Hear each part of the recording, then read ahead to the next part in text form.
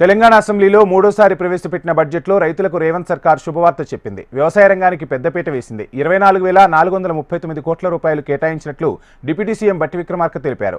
రైతు భరోసాకు 18,000 కోట్ల రూపాయలు కేటాయించినట్లు స్పష్టం చేశారు. రైతులకు ఏడాదికి ఎకరాకు 12,000 రూపాయలు అందించనున్నట్లు వెల్లడించారు.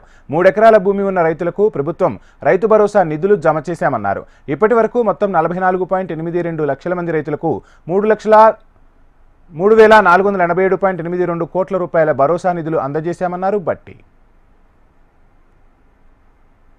పెరుగుతున్న వ్యవసాయ పెట్టుబడి కోసం రైతులు అప్పులు చేయక తప్పనిసరి పరిస్థితి ఏర్పడింది. గతంలో చేసిన అప్పు తీరితేనే రాబోయే పంట కాలానికి కావలసిన పెట్టుబడికి రుణం దొరుకుతుంది. మన రైతన్నలకు ఇచ్చిన మాటకు కట్టుబడి మా ప్రభుత్వం వారిని రుణవిముక్తులు చేసింది. వారికి 2 లక్షల లోపు రుణాలను మాఫీ చేసింది. ఇప్పటి వరకు 25.35 లక్షల మంది రైతులకు 20,616 కోట్ల 89 లక్షల రూపాయలు రుణమాఫీ చేశాం.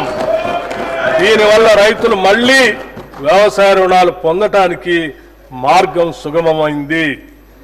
ఈ భారీ రుణమాఫీతో తెలంగాణ రాష్ట్రంలోని రైతుల ఆర్థిక మరియు సామాజిక స్థితిగతులు మెరుగుపరిచేందుకు బాటలు వేశాం.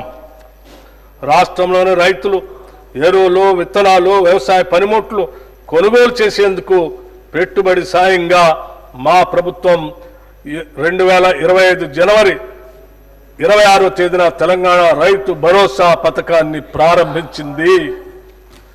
ఈ పథకం కింద రైతులకి ఏడాదికి ఎకరానికి 12,000 రూపాయలు అందుతాయి.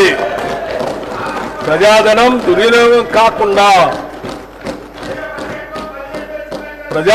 దుర్వినియోగం కాకుండా అవకతవకలకు అడ్డుకట్ట వేసి సాగుకు యోగ్యమైన భూములన్నింటికీ రైతు భరోసా అందిస్తున్నాం. క్షేత్రస్థాయిలో సర్వే చేసి గ్రామ సభల్లో ధృవీకరించి సాగుకు యోగ్యం కాని భూమిని గుర్తించడం ద్వారా ఈ వృధాన్ని అరికట్టాము. రైతు భరోసా పథకానికి 18,000 కోట్ల రూపాయలు ఈ బడ్జెట్లో ప్రతిపాదిస్తున్నాము.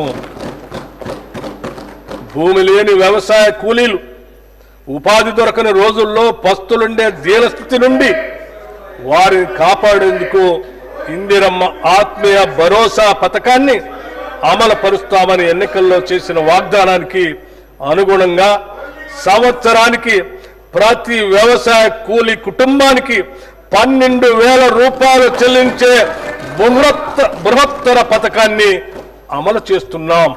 రాష్ట్ర రైతుల నుండి కొనుగోలు చేసే సన్న ధాన్యానికి ప్రతి క్వింటాలకు 500 రూపాయల చొప్పున అదనపు ప్రోత్సాహాన్ని చెల్లిస్తున్నాం.